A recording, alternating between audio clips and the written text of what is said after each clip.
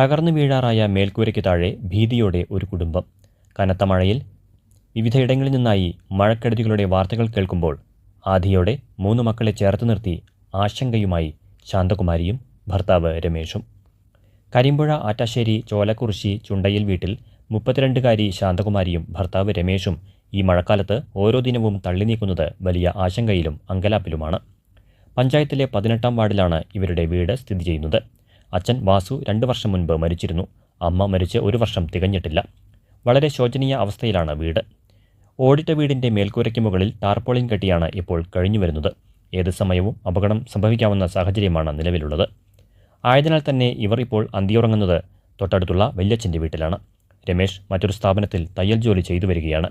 വളരെ തുച്ഛമായ വരുമാനം കൊണ്ട് ജീവിതം തള്ളി നീക്കുന്നതിനിടയിൽ കിടപ്പാടം കൂടി നഷ്ടമാകുമോ എന്ന ആധിയിലാണ് ഈ കുടുംബം. പലതവണ പഞ്ചായത്തിലും ഗ്രാമസഭകളിലും വീടിനായി അപേക്ഷ നൽകിയെങ്കിലും നടപടിയുണ്ടായില്ല എന്ന് ശാന്തകുമാരി പറയുന്നു.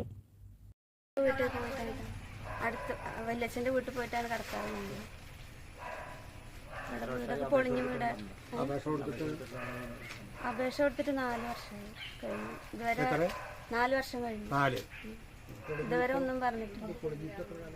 പൊളിഞ്ഞിട്ട് കുറെ ആയിരുന്നു. വന്ന് നോക്കാറൊക്കെ ഉണ്ട്. പക്ഷെ ഇതുവരെ ആരും ഒന്നും. 3 മക്കളാണ് ഇവർക്ക്. ഇളയ കുട്ടിക്ക് 1 മാസം മാത്രമാണ് പ്രായം.